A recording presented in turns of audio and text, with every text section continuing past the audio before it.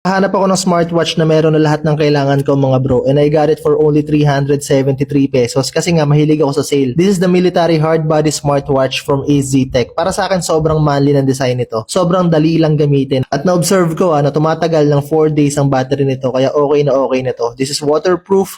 Meron tong multiple sport modes na magagamit mo sa iba't ibang activities na ginagawa mo. Sleep monitoring, heart rate, blood oxygen measurement, steps tracker. You can also make phone calls. I-remind ka rin ito every time na uminom ng tubig at gumalaw-galaw ka kapag napansin niya matagal ka nang nakaupo. At ito pa, meron din tong activity recorder, small flashlight, calculator, camera shutter, alarm clock at marami pang iba. Marami rin akong choices para sa watch dial depende sa anong trip ko. 3 colors available, merong black, meron green at color brown, and it comes with a magnetic charger in a box. So for me, sulit na sulit ang binayad ko sa smartwatch na to. Kung wala ka pang budget para sa mga mamahali na smartwatch, you can definitely try this one. Just click the yellow link below para maka-order ka.